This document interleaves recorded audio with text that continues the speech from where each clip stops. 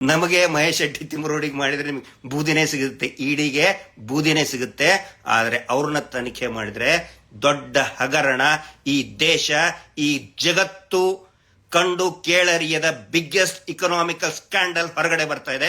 ದಯವಿಟ್ಟು ನಾನು ರಿಕ್ವೆಸ್ಟ್ ಮಾಡ್ಕೊತಾ ಇದ್ದೀನಿ, ಇಡಿ ಎನ್ಕ್ವೈರಿ ಆಗಬೇಕು, ಸಿಬಿಐ ಎನ್ಕ್ವೈರಿ ಆಗಬೇಕು. ಪ್ರತಿಯೊಂದನ್ನು ಬಿಚ್ಚಿಡ್ತೀವಿ ನಾವು.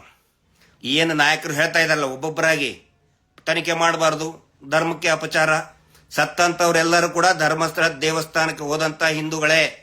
ಕೇರಳ ಅಂತೂ ಬೈಕೊಳ್ತಾ ಇದಾರಲ್ಲ, ಕೇರಳದಲ್ಲಿ ಇರುವಂತಹ ಅನೇಕ ಹಿಂದೂ ಶ್ರದ್ಧಾಳುಗಳು ದೇವಸ್ಥಾನದ ಮೇಲೆ ಭಕ್ತಿ ಇಟ್ಟು ಬಂದಂತವರಿಗೆ ಅವ್ರನ್ನ ಅತ್ಯಾಚಾರ ಮಾಡಿ ಕೊಲೆ ಮಾಡಿ ಬಿಸಾಕಿದ್ದಾರೆ. ಕೆಳಗಡೆ ಹೂತು ಹೋದಂತವ್ರು ಹಿಂದೂಗಳೇ. ಅದನ್ನ ಅರ್ಥ ಮಾಡ್ಕೋಬೇಕು. ಬಂದಾಗ ಒಬ್ಬೊಬ್ಬರ ಹೆಸರು ಎತ್ತಿ ಮಾತಾಡ್ತೀನಿ ನಾನು, ಈಗ ಮಾತಾಡಲ್ಲ. ಯಾವ್ಯಾವನು ಹೇಳಿದಾನಲ್ಲ, ಹಿಂದೂ ಮುಸ್ಲಿಮು ಮುಸಲ್ಮಾನು ಹೆಸರು ಎತ್ತಿ ಮಾತಾಡ್ತೀನಿ. ಒಬ್ಬೊಬ್ಬರದ್ದು ಹೆಸರು ಎತ್ತಿ ಮಾತಾಡ್ತೀನಿ. ಯಾವ್ಯಾವನು ಎಷ್ಟೆಷ್ಟು ದುಡ್ಡು ಇಟ್ಟಿದ್ದಾನೆ ಈ ಮೀಟರ್ ಬಡ್ಡಿ ದಂಧೆಯಲ್ಲಿ ಹೆಸರು ಎತ್ತಿ ಮಾತಾಡ್ತೀನಿ ನಾನು. ಇವರೇ ಇದ್ದಿದ್ದು. ನಾವು ಅವಾಗಲೂ ಕೂಡ ಹೇಳಿದೀವಿ, ಪತ್ರವನ್ನು ಬರೆದಿದ್ದೀವಿ. ನಾನು ಸ್ವತಃ ಇಡಿ ಅಧಿಕಾರಿಗಳಿಗೆ ಮಾತಾಡಿ ಬಂದಿದ್ದೀನಿ, ದಯವಿಟ್ಟು ಇಡಿ ತನಿಖೆ ಆಗಲಿ ಅಂತ. ಅದಕ್ಕೆ ನಾನು ಕೇಳ್ಕೊತಾ ಇದ್ದೀನಿ, ಏನು ಉಗಿದು ಕಳಿಸಿದಾರಲ್ಲ ಈ ನಕಲಿ ದೇವಮಾನ ಏಜೆಂಟ್ಗಳಿಗೆ, ಮಾಡಕ್ಕಾಗೋದಿಲ್ಲ ಅವ್ರ ಮೇಲೆ ಅಂತ ಹೇಳಿ ನಾನು ಹೇಳ್ತಾ ಇದ್ದೀನಿ. ದಯವಿಟ್ಟು ಇಡಿ ಸಲುವಾಗಿ ನಮ್ಮನ್ನು ಕರೆಸಬೇಕು. ಪ್ರತಿಯೊಂದು ದಾಖಲೆಗಳು ಯಾವ ರೀತಿ ಫ್ರಾಡ್ ಮಾಡಿದ್ದಾರೆ, ರಿಸರ್ವ್ ಬ್ಯಾಂಕ್ ಆಫ್ ಇಂಡಿಯಾದ ನಿಯಮಗಳನ್ನ ಗಾಳಿಗೆ ತೂರಿ ಬ್ಯಾಂಕ್ಗಳ ಜೊತೆಗೆ ಡೀಲಿಂಗ್ ಮಾಡಿಕೊಂಡು ಅಡ್ಜಸ್ಟ್ ಮಾಡಿಕೊಂಡು ಕಪ್ಪು ಹಣ 6 ಲಕ್ಷ ಬೇನಾಮಿ ಅಕೌಂಟ್ ಇಂದ ಬ್ಲ್ಯಾಕ್ ಮನಿ ಯಾವ ರೀತಿ ಸರ್ಕ್ಯುಲೇಟ್ ಮಾಡ್ತಾ ಇದ್ದಾರೆ. ಅದರಲ್ಲಿ ರಾಜಕಾರಣಿಗಳ ದುಡ್ಡು ಇದೆ, ಕೆಲವೊಂದಿಷ್ಟು ಅಧಿಕಾರಿಗಳ ದುಡ್ಡು ಇದೆ, ನ್ಯಾಯಾಂಗ ವ್ಯವಸ್ಥೆಯಲ್ಲಿ ಇರುವಂತಹ ಹಿರಿಯ ಜಡ್ಜಸ್ಗಳ ದುಡ್ಡು ಕೂಡ ಇದೆ. ಎಲ್ಲವೂ ಕೂಡ ಹೊರಗಡೆ ಬರಲಿ. ದಯವಿಟ್ಟು ಇಡಿ ರೇಡ್ ಮಾಡಿ ನಮ್ಮ ಮೇಲೆ. ಎಲ್ಲ ದಾಖಲೆಗಳನ್ನು ಹಿಡ್ಕೊಂಡು ಬರ್ತೀವಿ. ಎಲ್ರಿಗೂ ನಮಸ್ಕಾರ. ಇವತ್ತೊಂದು ವಿಶೇಷ ಲೈವ್ ಅಲ್ಲಿ ಬಹುಶಃ 10 ಗಂಟೆ 10 ನಿಮಿಷ ಆಗಿದೆ. ಏನೋ ಒಂದು ಹೇಳಬೇಕನ್ನಿಸ್ತು, ಹಿಂಗಾಗಿ ವಿದೌಟ್ ಪ್ರಯರ್ ಇಂಟಿಮೇಷನ್ ಲೈವ್ ಮಾಡ್ತಾ ಇದ್ದೀನಿ. ಮತ್ತೆ ನನ್ನ ಮನಸ್ಸಿಗೆ ಅಂದ ತಕ್ಷಣನೇ ಅದು ಏನೋ ಒಂದಿಷ್ಟು ಹಂಚ್ಕೋಬೇಕು ಅನಿಸಿದಾಗ ನಾನು ಆ ಥರ ಸಡನ್ ಆಗಿ ಬರ್ತೀನಿ. ವ್ಯತ್ಯಾಸ ಇದ್ದರೆ ಕ್ಷಮಿಸಿ. ಏನು ಸಡನ್ ಆಗಿ ಲೈವಿಗೆ ಬರ್ತಾ ಇದ್ದೀನಿ ಅಂತ ಹೇಳಿದರೆ, ಒಂದು ಮಾಹಿತಿ ಬಂತು ಈಗ 1 ಗಂಟೆ ಹಿಂದೆ. ಏನಂತಂದರೆ, ಏನು ಇವತ್ತು ಇಡೀ ದೇಶವ್ಯಾಪಿ ಹೂತಿಟ್ಟ ಶವಗಳನ್ನು, ಧರ್ಮಸ್ಥಳದ ಸುತ್ತಮುತ್ತಲೂ ಹೂತಿಟ್ಟ ಶವಗಳನ್ನು ಮೇಲೆತ್ತಿರುವ ಆ ಒಂದು ಪ್ರಕ್ರಿಯೆ ಕುರಿತು ಅನೇಕ ಚರ್ಚೆಗಳು ನಡೀತಾ ಇದೆ. ದೇಶವ್ಯಾಪಿ ಚರ್ಚೆ ನಡೀತಾ ಇದೆ, ಎಲ್ಲ ಮಾಧ್ಯಮಗಳಲ್ಲಿ ಕೂಡ ಬರ್ತಾ ಇದೆ. ಆದರೆ ಅದನ್ನು ಮುಚ್ಚಿ ಹಾಕೋದಕ್ಕೆ ಎಷ್ಟೊಂದು ಪ್ರಯತ್ನ ನಡೀತಾ ಇದೆ ಅಂತ ಹೇಳಿದರೆ, ಆ ಹೂತಿಟ್ಟ ಶವಗಳನ್ನು ಮತ್ತು ಹೂತಿಟ್ಟ ಸತ್ಯ, ಅದು ಶವ ಇಷ್ಟೇ ಅಲ್ಲ, ಅದು ಸತ್ಯವನ್ನು ಕೂಡ ಹೂತಿಟ್ಟಿದ್ದಾರೆ. ನಮಗೆಲ್ಲ ಡೌಟ್ ಇತ್ತಪ್ಪ, ಏನೋ ಅದು ಇದೆಯೋ ಇಲ್ಲೋ ಅಂಥೇಳಿ.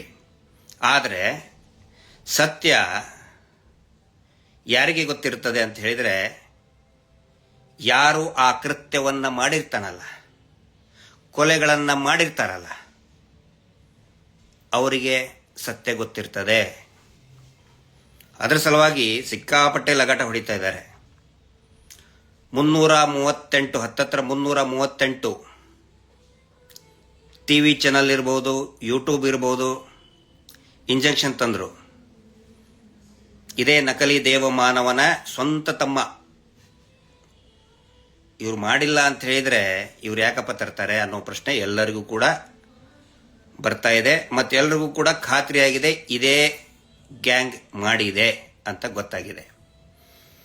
ಇನ್ನು ಏನೇನೋ ಪ್ರಯತ್ನ ಮಾಡ್ತಾ ಹೋದ್ರು.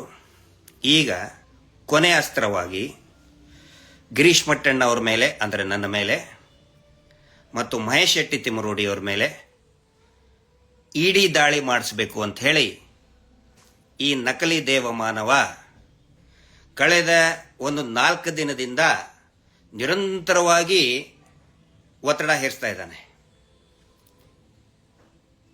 ಇಡೀ ದಾಳಿ ಮಾಡಿ ಗಿರೀಶ್ ಮಟ್ಟಣ್ಣ ಅವ್ರ ಮನೆ ಮೇಲೂ ಮಾಡ್ರಿ, ಮೈ ಮೇಲಾದ್ರೂ ಮಾಡಿ, ಮಹೇಶ್ ಶೆಟ್ಟರ್ ಮೇಲೆ ಮಾಡಿ.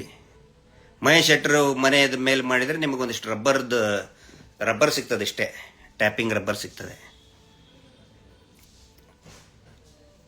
ಈಗ ಅವ್ರು ಹಂಗೆ ಇದಕ್ಕೆ ಕಾರಣ ಏನಂತ ಹೇಳಿದ್ರೆ, ಅವರು ತೋರಿಸಿದಂಥ ಸಬೂಬುಗಳು ಯಾಕೆ ಮಾಡಬೇಕು ಅಂತ ಹೇಳಿದಕ್ಕೆ ಸಬೂಬು ಏನಂತ ಹೇಳಿದ್ರೆ, ಹತ್ತತ್ರ ಈಗ ಒಂದು ವರ್ಷದ ಹಿಂದೆ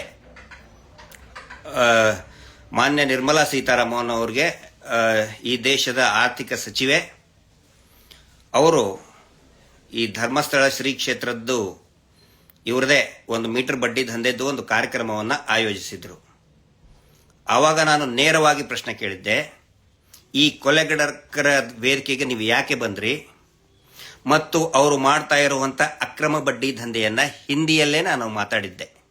ಟ್ವಿಟರ್ನಲ್ಲಿ ಕೂಡ ಅದು ಸಾಕಷ್ಟು ಹೋಗಿತ್ತು ಮತ್ತು ಯೂಟ್ಯೂಬ್ನಲ್ಲಿಯೂ ಕೂಡ ಸಾಕಷ್ಟು ಅದು ವೈರಲ್ ಆಗಿತ್ತು. ಮತ್ತು ನಾನು ಅದನ್ನು ಸಂಬಂಧಪಟ್ಟಂಥ ಇಲಾಖೆಯ ಅಧಿಕಾರಿಗಳಿಗೂ ಕೂಡ ಕಳಿಸ್ಕೊಟ್ಟಿದ್ದೆ. ಅದಕ್ಕೆ ಇವ್ರೇನು ಹೇಳ್ತಾ ಇದ್ದಾರೆ ನೋಡಿ, ನಿಮ್ಮ ವಿರುದ್ಧನೇ ಹೇಗೆ ಮಾತಾಡಿಬಿಟ್ಟಿದ್ದಾರೆ. ನಾನು ಮಾತಾಡಿದ್ದು ಅವ್ರ ವಿರುದ್ಧ ಅಲ್ಲ, ನಾನು ಮಾತಾಡಿದ್ದು ಈ ನಕಲಿ ದೇವ ಮಾನವ ಮಾಡ್ತಾ ಇರುವಂತಹ ಅಕ್ರಮ ಮೀಟರ್ ಬಡ್ಡಿ ದಂಧೆ, ಅದರ ಕುರಿತಾಗಿ ಹೇಳಿದ್ದೆ. ಈಗ ಅದನ್ನು ತೋರಿಸ್ಬಿಟ್ಟು ನೋಡಿ ನಿಮ್ಮ ವಿರುದ್ಧ ಹೆಂಗೆ ಮಾತಾಡಿದ್ದಾರೆ, ಈಗ ಇಡಿ ದಾಳಿ ಮಾಡಿ ಅಂತ ಹೇಳಿ ಇಡಿ ದಾಳಿ ಮಾಡಿ ಉಗಿದು ಕಳಿಸಿದ್ದಾರೆ. ಈ ನಕಲಿ ದೇವ ಮಾನವನಿಗೆ ನಿನ್ನ ಮೇಲೆ ಏನೋ ಆರೋಪ ಬಂದಿದೆ, ಜನ ತಗೊಂಡು ಹೊಡಿತಾ ಇದ್ದಾರೆ, ಅದ್ರ ಬಗ್ಗೆ ನೋಡು ಅಂತ ಹೇಳಿ ಬಿಗಿದು ಕಳಿಸಿದ್ದಾರೆ. ಈಗ ನಿಜವಾದ ವಿಷಯಕ್ಕೆ ಬರ್ತಾ ಇದ್ದೇನೆ. ಅಂದರೆ ಈ ಸುಮಾರು ಜನ ಕೇಳ್ತಾ ಇದ್ದಾರೆ, ಕೆಲವೊಂದಿಷ್ಟು ರಾಜಕೀಯ ನಾಯಕರು ಇದನ್ನು ಮಾಡಬಾರ್ದು, ಈ ಏನು ಹೂತಿಟ್ಟ ಅಕ್ರಮವನ್ನು ಏನಿದೆ ಅಕ್ರಮನೇ, ಅದು ಹೂತಿಟ್ಟ ಅಕ್ರಮವಾಗಿ ಹೂತಿಟ್ಟಂಥ ಶವಗಳನ್ನು ಹೊರಗಡೆ ತೆಗಿಬಾರ್ದು, ಹಿಂಗೆ ಅಂತೇಳಿ ಸುಮಾರು ಜನ ನಮಗೂ ಕೂಡ ಕೇಳ್ತಾ ಇದ್ದಾರೆ. ನೋಡಿ, ಇದು ರಾಜಕೀಯ ನಾಯಕರು ಹಿಂಗೆ ಯಾಕೆ ಮಾತಾಡ್ತಾ ಇದ್ದಾರೆ ಅಂತೇಳಿ. ಒಂದು ವಿಷಯವನ್ನ ಈ ಸಂದರ್ಭದಲ್ಲಿ ಎಲ್ಲಾ ಸಾರ್ವಜನಿಕರ ಗಮನಕ್ಕೆ, ಅಧಿಕಾರಿಗಳ ಗಮನಕ್ಕೆ ನಾನು ತರೋದಕ್ಕೆ ಇಚ್ಛೆ ಪಡ್ತಾ ಇದ್ದೀನಿ. ಏನಂತ ಹೇಳಿದ್ರೆ, ಈ ವಿಷಯವನ್ನು ನಾನು ಅನೇಕ ಸಾರಿ ಹೇಳಿದ್ದೇನೆ, ದಯವಿಟ್ಟು ಅದನ್ನು ಗಮನಿಸಿ. ಸುಮ್ಮನೆ ನಾನು ನನಗೇನು ರೀಲ್ ಮಾಡೋ ಹುಚ್ಚಿಲ್ಲ, ಬಟ್ ಇನ್ಫಾರ್ಮೇಶನ್ನ ಜನರಿಗೆ ಕೊಟ್ಟು ಜಾಗೃತಿ ಮಾಡುವಂತ ಕೆಲಸವನ್ನ ನಾವು ಮಾಡ್ತಾ ಇದ್ದೀವಿ. ಎದ್ದೇಳಿ ಅಂಥೇಳಿ ಒಂದು ಜನಜಾಗೃತಿಯನ್ನ ಕಳೆದ 2 ವರ್ಷದಿಂದ ನಾವು ಮಾಡ್ತಾ ಇದ್ದೀವಿ. ಎದ್ದೇಳಿ ಜನಸಾಮಾನ್ಯರೇ, ಎದ್ದೇಳು ಮಂಜುನಾಥ. ಅಂದ್ರೆ ಈ ನಕಲಿ ದೇವಮಾನವನ ಕುಟುಂಬ ನಡೆಸ್ತಾ ಇರುವಂತಹ ಅಕ್ರಮ ಮೀಟರ್ ಬಡ್ಡಿ ದಂಧೆ ಮಾಡಬೇಕಾದ್ರೆ ನಿರಂತರವಾಗಿ ನಾನು ಹೇಳಿದ್ದೇನೆ. ಆ ಮೀಟರ್ ಬಡ್ಡಿ ದಂಧೆ ಹೇಗೆ ನಡೀತಾ ಇದೆ ಅಂತ ಹೇಳಿದ್ರೆ, ಸ್ವಸಹಾಯ ಗುಂಪುಗಳನ್ನು ಇವರೇ ರಚಿಸಿ, ನೋಡಿ ಧರ್ಮಸ್ಥಳದಿಂದ ನಾವು ದುಡ್ಡು ಕೊಡ್ತಾ ಇದ್ದೇವೆ, ನಿಮ್ಮ ಊರು ಉದ್ಧಾರ ಮಾಡ್ತೇವೆ ಅಂತ ಹೇಳಿ ಅವರಿಗೆ ಸಾಲದ ರುಚಿ ಹಚ್ಚಿ ಬ್ಯಾಂಕುಗಳಿಂದ ಒಂದಿಷ್ಟು ದುಡ್ಡು ಕೊಡಿಸಿ, ನೋಡಿ ಬಹಳ ಅಬ್ಸರ್ವ್ ಮಾಡಿ ಇದನ್ನ, ಅವರು ಮಾಡಿರೋದು ಸ್ವಸಹಾಯ ಗುಂಪುಗಳನ್ನು ಮಾಡ್ತಾರೆ. ಅದರ CC ಅಕೌಂಟನ್ನು ಓಪನ್ ಮಾಡ್ತಾರೆ ಇವರೇ. ಜನರಿಗೆ CC ಪಾಪ ಅಲ್ಲಿ ಬಡಬಗ್ಗರು ದುಡಿಯುವಂಥ ಕಾರ್ಮಿಕ ವರ್ಗ, ರೈತರಿಗೆ ಅದು ಯಾವ ಅಕೌಂಟ್ ಅಂತೂ ನಾಲೆಜ್ ಇಲ್ಲ. ಇವರೇ ಅಕೌಂಟ್ ಓಪನ್ ಮಾಡಿಸಿ, ಆ ನಂತರ CC ಅಕೌಂಟ್ ಓಪನ್ ಮಾಡಿಸಿ ಒಂದು 10 ಜನರಿಂದ ಮರುದಿನಾನೇ ಒಂದು ಲೆಟರ್ ತಗೋತಾರೆ, ಲೆಟರ್ ಆಫ್ ಅಥರೈಸೇಷನ್. ಮುಂಚೆ ಇವ್ರು ಏನು ಹೇಳ್ತಾರೆ, ನೀವು ಸೈನ್ ಮಾಡಿಬಿಡಿ, ನೀವು ಸೈನ್ ಮಾಡೋದ್ರಿಂದ ನಿಮ್ಮ ಊರಿಗೆ ಸಾಕಷ್ಟು ದುಡ್ಡು ಬರ್ತದೆ ಅಂತ ಹೇಳಿ ಒಂದು ಸೈನು ಅಥವಾ ಹೆಬ್ಬೆಟ್ಟು ತಗೋತಾರೆ. ಅದರ ದಾಖಲೆ ನನ್ನ ಹತ್ರ ಇದೆ. ಅದ್ರ ಮ್ಯಾಟ್ರ್ ಏನಿರ್ತದೆ ಅಂತ ಹೇಳಿದ್ರೆ, ಈ ಖಾತೆಯನ್ನ ನಾನು ಬಳಸುವ ಹಾಗಿಲ್ಲ, ಏನೇ ಈ ಖಾತೆಯನ್ನ ಬಳಸುವಂತಹ ಅಧಿಕಾರ SKDRDP BC ಟ್ರಸ್ಟ್ಗೆ ಇರುತ್ತದೆ. ಅಂದ್ರೆ ಈ ನಕಲಿ ದೇವಮಾನವನ ಒಂದು ಟ್ರಸ್ಟ್ ಅಂತ ಇದೆ, SKDRDP.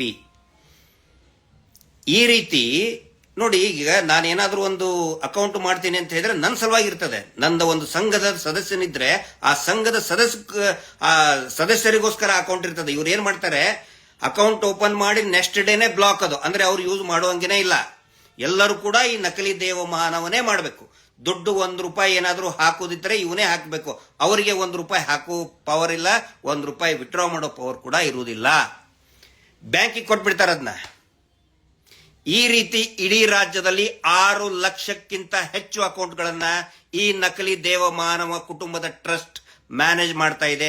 ಎಲ್ಲಾದ್ರೂ ಕೇಳಿದಾರ ಈ ರೀತಿ? 6 ಲಕ್ಷ ಅಕೌಂಟ್ ಒಂದೇ ಫ್ಯಾಮಿಲಿ ನಡೆಸ್ತಾ ಇದೆ. ಆ ಅಕೌಂಟ್ ಮುಖಾಂತರ ಬೇನಾಮಿ ಹಣ ಅನೇಕ ರಾಜಕಾರಣಿಗಳು ಅದರಲ್ಲಿ ದುಡ್ಡು ಹಾಕಿದ್ದಾರೆ. ಈಗೇನು ಒಬ್ಬೊಬ್ಬರಾಗಿ ಬರ್ತಾ ಇದಾರಲ್ಲ, ಅದೆಲ್ಲ ಸುಳ್ಳು, ಊಹಾಪೋಹ. ನಾನು ಹೇಳ್ತೀನಪ್ಪ, ಊಹಾಪೋಹ ತಿಗಿರಿ ಏನಿದೆ.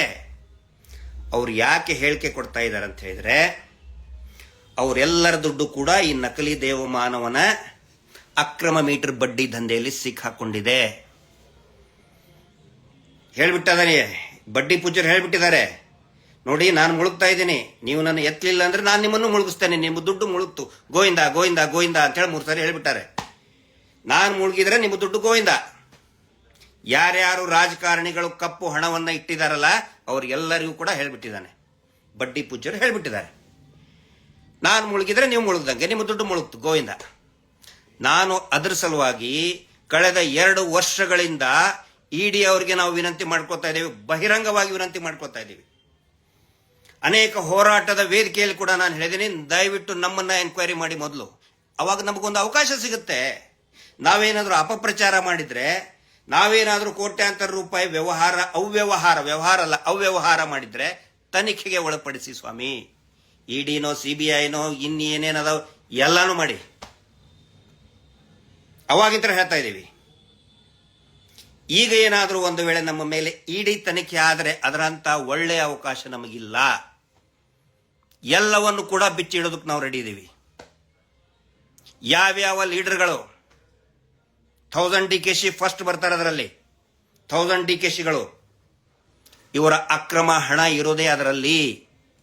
ಇವರ ತಮ್ಮ ಅಕ್ರಮ ಏನದು 1000 DKCಯ ತಮ್ಮನವರು ಪದೇ ಪದೇ ಹೋಗಿ ನೋಡಿ, ಮೀಟರ್ ಬಡ್ಡಿ ದಂಧೆದ್ದು ಯಾವ ರೀತಿ ಇದನ್ನ ಮಾಡಿದ್ದಾರೆ, ಪ್ಲಾನ್ ಮಾಡಿದ್ದಾರೆ ಅಂದ್ರೆ, ಜನಗಳು ಕ್ಯಾಶ್ ಅಲ್ಲೇ ದುಡ್ಡು ಕೊಡಬೇಕು ಅವರಿಗೆ, ಅದು ಪ್ರತಿ ವಾರ ಕೊಡಬೇಕು ಅನ್ನುವಂತ ಯಾವುದೇ ರೂಲ್ಸ್ ಕೂಡ ಇಲ್ಲ.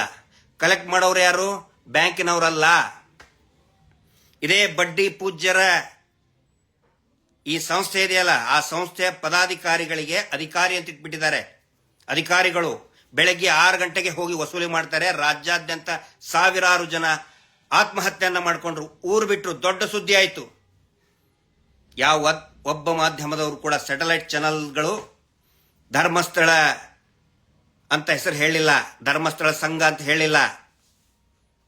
ಏನ್ ಹೇಳಿದ್ರು? Micro finance. ನಿಮ್ಗೆ ಗೊತ್ತಿರಬಹುದು, ಕಳೆದ ಒಂದು 6 ತಿಂಗಳಿಂದ ಹಿಂದೆ ದೊಡ್ಡ ಸುದ್ದಿ ಇತ್ತು. ಇವರೇ ಇದ್ದಿದ್ದು. ನಾವು ಅವಾಗಲೂ ಕೂಡ ಹೇಳಿದ್ದೀವಿ, ಪತ್ರವನ್ನು ಬರೆದಿದ್ದೀವಿ.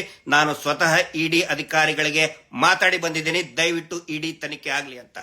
ಅದಕ್ಕೆ ನಾನು ಕೇಳ್ಕೊತಾ ಇದ್ದೀನಿ, ಏನು ಉಗಿದು ಕಳಿಸಿದಾರಲ್ಲ ಈ ನಕಲಿ ದೇವಮಾನ ಏಜೆಂಟ್ಗಳಿಗೆ, ಮಾಡಕ್ಕಾಗೋದಿಲ್ಲ ಅವ್ರ ಮೇಲೆ ಅಂತ ಹೇಳಿ ನಾನು ಹೇಳ್ತಾ ಇದ್ದೀನಿ, ದಯವಿಟ್ಟು ಇಡಿ ಸಲುವಾಗಿ ನಮ್ಮನ್ನು ಕರೆಸಬೇಕು. ಪ್ರತಿಯೊಂದು ದಾಖಲೆಗಳು ಯಾವ ರೀತಿ ಫ್ರಾಡ್ ಮಾಡಿದ್ದಾರೆ, ರಿಸರ್ವ್ ಬ್ಯಾಂಕ್ ಆಫ್ ಇಂಡಿಯಾದ ನಿಯಮಗಳನ್ನ ಗಾಳಿಗೆ ತೂರಿ ಬ್ಯಾಂಕ್ಗಳ ಜೊತೆಗೆ ಡೀಲಿಂಗ್ ಮಾಡಿಕೊಂಡು ಅಡ್ಜಸ್ಟ್ ಮಾಡಿಕೊಂಡು ಕಪ್ಪು ಹಣ 6 ಲಕ್ಷ ಬೇನಾಮಿ ಅಕೌಂಟ್ ಇಂದ ಬ್ಲ್ಯಾಕ್ ಮನಿ ಯಾವ ರೀತಿ ಸರ್ಕ್ಯುಲೇಟ್ ಮಾಡ್ತಾ ಇದ್ದಾರೆ. ಅದರಲ್ಲಿ ರಾಜಕಾರಣಿಗಳ ದುಡ್ಡು ಇದೆ, ಕೆಲವೊಂದಿಷ್ಟು ಅಧಿಕಾರಿಗಳ ದುಡ್ಡು ಇದೆ, ನ್ಯಾಯಾಂಗ ವ್ಯವಸ್ಥೆಯಲ್ಲಿ ಇರುವಂತಹ ಹಿರಿಯ ಜಡ್ಜಸ್ಗಳ ದುಡ್ಡು ಕೂಡ ಇದೆ. ಎಲ್ಲವೂ ಕೂಡ ಹೊರಗಡೆ ಬರಲಿ. ದಯವಿಟ್ಟು ಇಡಿ ರೇಡ್ ಮಾಡಿ ನಮ್ಮ ಮೇಲೆ. ಎಲ್ಲ ದಾಖಲೆಗಳನ್ನು ಹಿಡ್ಕೊಂಡು ಬರ್ತೀವಿ. ಏನ್ ಸಿಗ್ತದೆ? ಒಂದು ಇದನ್ನಿದೆ, ತೆಲುಗಿನಲ್ಲಿ ಗಾದೆ ಇದೆ, ಇಬ್ರು ಜೋಗಿ ಇಬ್ರು ಯಾರು ಸಾಧುಗಳನ್ನ ತಿಕ್ಕಿದ್ರೆ ಏನು ಬರ್ತದೆ? ಬೂದಿ ಬರ್ತದೆ. ನಮಗೆ ಮಹೇಶ್ ಶೆಟ್ಟಿ ತಿಮ್ಮರೋಡಿಗೆ ಮಾಡಿದ್ರೆ ನಿಮಗೆ ಬೂದಿನೇ ಸಿಗುತ್ತೆ, ಇಡಿಗೆ ಬೂದಿನೇ ಸಿಗುತ್ತೆ. ಆದ್ರೆ ಅವ್ರನ್ನ ತನಿಖೆ ಮಾಡಿದ್ರೆ ದೊಡ್ಡ ಹಗರಣ, ಈ ದೇಶ, ಈ ಜಗತ್ತು ಕಂಡು ಕೇಳರಿಯದ ಬಿಗ್ಗೆಸ್ಟ್ ಇಕನಾಮಿಕಲ್ ಸ್ಕ್ಯಾಂಡಲ್ ಹೊರಗಡೆ ಬರ್ತಾ ಇದೆ. ದಯವಿಟ್ಟು ನಾನು ರಿಕ್ವೆಸ್ಟ್ ಮಾಡ್ಕೊತಾ ಇದ್ದೀನಿ, ಇಡಿ ಎನ್ಕ್ವೈರಿ ಆಗಬೇಕು, ಸಿಬಿಐ ಎನ್ಕ್ವೈರಿ ಆಗಬೇಕು. ಪ್ರತಿಯೊಂದನ್ನು ಬಿಚ್ಚಿಡ್ತೀವಿ ನಾವು. ಪಾಪ ದುಡಿಯುವಂತಹ ಅವರಿಗೆ ಬರೆಯೋದಕ್ಕೂ ಸರಿಯಾಗಿ ಬರಲಿಲ್ಲ ರೀ.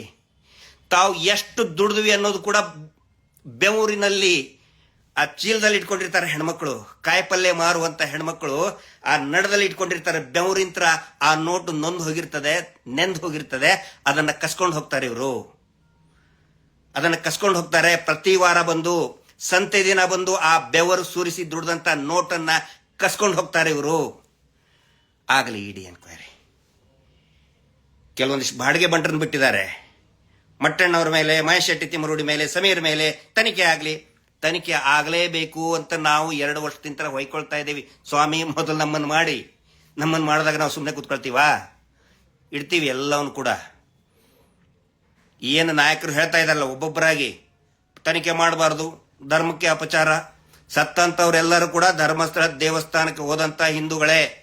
ಕೇರಳ ಅಂತೂ ಬೈಕೊಳ್ತಾ ಇದಾರಲ್ಲ, ಕೇರಳದಲ್ಲಿ ಇರುವಂತಹ ಅನೇಕ ಹಿಂದೂ ಶ್ರದ್ಧಾಳುಗಳು ದೇವಸ್ಥಾನದ ಮೇಲೆ ಭಕ್ತಿ ಇಟ್ಟು ಬಂದಂತವರಿಗೆ ಅವ್ರನ್ನ ಅತ್ಯಾಚಾರ ಮಾಡಿ ಕೊಲೆ ಮಾಡಿ ಬಿಸಾಕಿದ್ದಾರೆ. ಕೆಳಗಡೆ ಹೂತು ಹೋದಂತವ್ರು ಹಿಂದೂಗಳೇ. ಅದನ್ನ ಅರ್ಥ ಮಾಡ್ಕೋಬೇಕು. ಈಗ ಬಂದ್ಬಿಟ್ರು ಕಮ್ಯುನಿಸ್ಟರು, ಅವರು ಇವರು, ಹಿಂದೂ ಮುಸ್ಲಿಮು. ಹೊರಗಡೆ ಬಂದಾಗ ಒಬ್ಬೊಬ್ಬರ ಹೆಸರು ಎತ್ತಿ ಮಾತಾಡ್ತೀನಿ ನಾನು, ಈಗ ಮಾತಾಡಲ್ಲ. ಯಾವ್ಯಾವನು ಹೇಳಿದಾನಲ್ಲ, ಹಿಂದೂ ಮುಸ್ಲಿಮು ಮುಸಲ್ಮಾನು ಹೆಸರು ಎತ್ತಿ ಮಾತಾಡ್ತೀನಿ. ಒಬ್ಬೊಬ್ಬರದ್ದು ಹೆಸರು ಎತ್ತಿ ಮಾತಾಡ್ತೀನಿ. ಯಾವ್ಯಾವನು ಎಷ್ಟೆಷ್ಟು ದುಡ್ಡು ಇಟ್ಟಿದ್ದಾನೆ ಈ ಮೀಟರ್ ಬಡ್ಡಿ ದಂಧೆಯಲ್ಲಿ ಹೆಸರು ಎತ್ತಿ ಮಾತಾಡ್ತೀನಿ ನಾನು. ಇಡೀ ರಾಜ್ಯನ ಹೆಂಗ್ ಮಾಡಿಬಿಟ್ಟಿದ್ದಾರೆ ಅಂತ ಹೇಳಿದ್ರೆ, ಈ ರಾಜಕಾರಣಿಗಳೇ ದುಡ್ಡು ಹಾಕಿಸ್ಕೊಳ್ಳೋದು, ಅದೇ ದುಡ್ಡನ್ನ ಈ ಮೀಟರ್ ಬಡ್ಡಿ ದಂಧೆಯಲ್ಲಿ ಹಾಕ್ಬಿಡೋದು. ಹಾಕಿ ವಾರ ವಾರ ಬಲವಂತವಾಗಿ ಜನಸಾಮಾನ್ಯರಿಂತ್ರ ಅಕ್ರಮವಾಗಿ ಬಡ್ಡಿ ದಂಧೆ ವಸೂಲಿ ಮಾಡೋದು. ನರಕ ಸೃಷ್ಟಿ ಮಾಡಿಬಿಟ್ಟಿದ್ದಾರೆ. ನೀವು ಕೇಳ್ತಿರಲ್ಲ, ಯಾಕೆ ಯಾರು ಮಾತಾಡ್ತಾ ಇಲ್ಲ, ರಾಜಕಾರಣಿಗಳು ಯಾಕೆ ಮಾತಾಡ್ತಿಲ್ಲ? ಎಲ್ಲರ ದುಡ್ಡು ಇದೆ ಇದರಲ್ಲಿ. ಆ ನಂತರ ಇನ್ನೊಂದು ಅಬ್ಸರ್ವ್ ಮಾಡಿ, ದಯವಿಟ್ಟು ಪ್ರಜ್ಞಾವಂತರು ಅಬ್ಸರ್ವ್ ಮಾಡಿ ಇದನ್ನ. ಇಲೆಕ್ಷನ್ ಟೈಮಲ್ಲಿ ಈ ಇಲೆಕ್ಷನ್ ಅನೌನ್ಸ್ ಆದಮೇಲೆ ಕೋಡ್ ಆಫ್ ಕಂಡಕ್ಟ್ ಅಂತ ಜಾರಿ ಬರ್ತದೆ. ಕೋಡ್ ಆಫ್ ಕಂಡಕ್ಟ್ ಅಲ್ಲಿದ್ದಾಗ ಪ್ರತಿ ಊರಿಗೂ ಕೂಡ ಒಂದೊಂದು ಬ್ಯಾರಿಕೇಡ್ ಹಾಕಿರ್ತಾರೆ, ನೋಡಿದಿರಲ್ಲ ನೀವು. ಅಂದ್ರೆ ದುಡ್ಡು ಯಾರಾದರೂ ಅಕ್ರಮವಾಗಿ 50,000ಕ್ಕಿಂತ 10,000 ಜೇಬಲ್ಲಿ ಇಟ್ಟು ಕೂಡ ಚೆಕ್ ಮಾಡ್ತಾರೆ. 10,000 ರೂಪಾಯಿ ಜೋಬಲ್ಲಿ ಇಟ್ಕೊಂಡ್ರೆ 5,000 ಎದುರು ಎಲ್ಲಿಂದ ಬಂತು ಅಂತ ಕೇಳ್ತಾರೆ. ಕೇಳಿದ್ರಲ್ಲ, ಅಲ್ಲಿ ಟ್ರೇಡ್ ಆಯ್ತು, ಇಲ್ಲಿ ಟ್ರೇಡ್ ಆಯ್ತು. ಇವರು ಪ್ರತಿ ವಾರ ಆ ಕೋಡ್ ಆಫ್ ಕಂಡಕ್ಟ್ ಇದ್ದಾಗಲೇ ಒಂದೊಂದು ಗ್ರಾಮ, ಒಂದೊಂದು ಇದರಿಂತ್ರ ಝೋನ್ ನಿಂತ್ರ ಕೋಟಿಗಟ್ಟಲೆ ದುಡ್ಡನ್ನು ಸಾಗಿಸ್ತಾರೆ. ಒಬ್ಬರಾದ್ರೂ ಹಿಡಿದಿದ್ದು ನೋಡಿದಿರ ನೀವು? ಒಂದು ಸಾರಿ ಆದ್ರೂ ನ್ಯೂಸ್ ಆಗಿದೆಯಾ? ಎಲ್ಲವೂ ಕೂಡ ಇವ್ರು ಕ್ಯಾಶೇ ಕಲೆಕ್ಟ್ ಮಾಡ್ಕೋತಾರೆ. ಪ್ರತಿ ವಾರ ನಾನು ಲೆಕ್ಕ ಸಹಿಮೆ ಅಂತ ಹೇಳಿದ್ದೇನೆ, ಒಂದು ವಾರಕ್ಕೆ 1,000 ಕೋಟಿ ರೂಪಾಯಿ ಕ್ಯಾಶ್ ಬ್ಲ್ಯಾಕ್ ಮನಿ ಕಲೆಕ್ಟ್ ಆಗ್ತಾ ಇದೆ. ಒಂದು ದಿನನೂ ಯಾಕೆ ಹಿಡಿಯಲ್ಲ ಹೇಳಿ? ಎಲ್ಲಾ ರಾಜಕಾರಣಿಗಳ ದುಡ್ಡು ಬ್ಲ್ಯಾಕ್ ಮನಿ ಅದರಲ್ಲಿದೆ, ಹಿಂಗಾಗಿ ಹಿಡಿಯಲ್ಲ. ಇಲೆಕ್ಷನ್ ಬಂದಾಗ ಇಲೆಕ್ಷನ್ ಅಲ್ಲಿ ದುಡ್ಡು ಹಂಚಬೇಕಲ್ಲ, ಅದೇ ದುಡ್ಡನ್ನ, ಆ ಊರಿನ ದುಡ್ಡನ್ನ ಆ ಊರಿನ ಇಲೆಕ್ಷನ್ ಕ್ಯಾಂಡಿಡೇಟ್ಗಳಿಗೆ ಇಬ್ಬರಿಗೂ ಕೊಡ್ತಾರೆ. ಯಾರ್ಯಾರು ಮೇಜರ್ ಪಾರ್ಟಿ ಇದೆ ಎಲ್ಲರಿಗೂ ಕೊಟ್ಬಿಡ್ತಾರೆ. ನೀ ಇಷ್ಟು ತಗೋ, ಗೆಲ್ಲೊಂದಿದ್ರೆ ಜಾಸ್ತಿ ಕೊಡ್ತಾರೆ, ಸ್ವಲ್ಪ ಕೊಡ್ತಾರೆ, ಇನ್ನೊಬ್ಬರು ಸ್ವಲ್ಪ ಕೊಡ್ತಾರೆ. ಹಿಂಗಾಗಿ ಅನೇಕ ಜನರಿಗೆ ಕೊಟ್ಟಿದ್ದಾರೆ, ಎಲ್ಲರಿಗೂ ಅಂತ ನಾನು ಹೇಳ್ತಾ ಇಲ್ಲ. ಅನೇಕ ಜನ ಯಾರು ಪ್ರಮುಖರಿದ್ದಾರೆ, ಎಲ್ಲಾ ಪಕ್ಷದ ಪ್ರಮುಖ ಲೀಡರ್ಗಳಿಗೆ ಈ ಬ್ಲ್ಯಾಕ್ ಮನಿಯನ್ನ ಕೊಟ್ಟುಬಿಟ್ಟಿದ್ದಾರೆ. ಹಿಂಗಾಗಿ ಇವತ್ತು ಸಿಕ್ಕಾಕೊಂಡು ಬಿಟ್ಟಿದ್ದಾರೆ ಎಲ್ಲರೂ. ನಕಲಿ ದೇವಮಾನವನ ಹತ್ರ, ಬಡ್ಡಿ ಪೂಜ್ಯರ ಹತ್ರ. ಬಡ್ಡಿ ಪೂಜ್ಯರು ಹೇಳ್ಬಿಟ್ಟಿದ್ದಾರೆ, ನಾನಂತೂ ಮುಳುಗ್ತಾ ಇದ್ದೇನೆ, ನಾನು ಮುಳುಗಿದ್ರೆ ನಿಮ್ ದುಡ್ಡು ಗೋವಿಂದ, ಇಷ್ಟೇ. ಹಿಂಗಾಗಿ ಈಗ ಇದನ್ನ ನಿಲ್ಲಿಸಬೇಕು, ಹೂತಿಟ್ಟ ಶವಗಳನ್ನ ಮೇಲೆತ್ತುವುದನ್ನು ನಿಲ್ಲಿಸಬೇಕು ಅಂತ ಹೇಳಿ ಗಿರೀಶ್ ಮಟ್ಟಣ್ಣವರು ಮತ್ತು ಮಹೇಶ್ ಶೆಟ್ಟಿ ತಿಮ್ಮರೋಡಿ ಇಡಿ ದಾಳಿ ಮಾಡಿ, ನಾನು ಹೇಳ್ತಾ ಇದ್ದೀನಿ ಮಾಡಿ. ಆದರೆ ಅವರು ಉಗಿದು ಕಳಿಸಿದ್ದಾರೆ, ಅದು ಮಾತು ಬೇರೆ. ನಮಗದರಿಂದ ನಿರಾಶೆ ಆಗಿದೆ. ಮೊದಲು ಮಾಡಿ ಅದನ್ನ. ಯಾವ್ಯಾವನು ದುಡ್ಡಿಟ್ಟಿದ್ದಾನೆ, 1000 DKಶಿಗಳ ದುಡ್ಡು ಡಿಸೆಂಟ್ರಿ ಹತ್ಬಿಟ್ಟಿದೆ ಪಾಪ ಅವರಿಗೆ. ಹಿಂಗಾಗಿ ಅವರ ಸ್ನೇಹ ಇರುವಂತಹ ಸ್ನೇಹಮಯಿಗಳು ಇವತ್ತು ಹೇಳಿಕೆ ಕೊಡ್ತಾ ಇದ್ದಾರೆ, ಏಜೆಂಟ್ರುಗಳು ಮಾಡಲಿ, ಯುದ್ಧಾಯ ಕೃತ ನಿಶ್ಚಯ, ಯುದ್ಧ ಪ್ರಾರಂಭ ಆಗಿದೆ. ಈ ನಕಲಿ ದೇವ ಮಾನವ ಏನು ಆಟ ಆಡ್ತಾನೆ, ಏನು ಅಸ್ತ್ರ ಬಳಸ್ತಾನೆ, ಬಳಸಲಿ. ಯಾವ ಕಾರಣಕ್ಕೂ ಮುಂದಿಟ್ಟ ಹೆಜ್ಜೆ ಹಿಂದಿಡೋರಲ್ಲ, ಯಾವ ಕಾರಣಕ್ಕೂ ನಾವು ಯಾವುದೇ ಬ್ಲ್ಯಾಕ್ ಮೇಲ್ಗೆ ಹೆದರ್ದವರಲ್ಲ, ತಲೆನೇ ಕೆಡಿಸ್ಕೊಳ್ಳಲ್ಲ. ನೀವು ಹಾಕಿದಂತಹ ಬಿಟ್ಟಂತಹ ಅಸ್ತ್ರವನ್ನ ನಿಮ್ಮ ಮೇಲೇನೆ ಪ್ರಯೋಗ ಮಾಡೋದಕ್ಕೆ ಸಿದ್ಧರಿದ್ದೇವೆ. ಯುದ್ಧದಲ್ಲಿ ಸೌಜನ್ಯಾಳ ಜಯ ನಿಶ್ಚಿತ, ಖಂಡಿತ. ಇದು ಸತ್ಯ. ಸೌಜನ್ಯ ಹೋರಾಟಕ್ಕೆ ಜಯ ಸಿಕ್ಕೇ ಸಿಗುತ್ತೆ. Justice for Soujanya. ನಮಸ್ತೆ.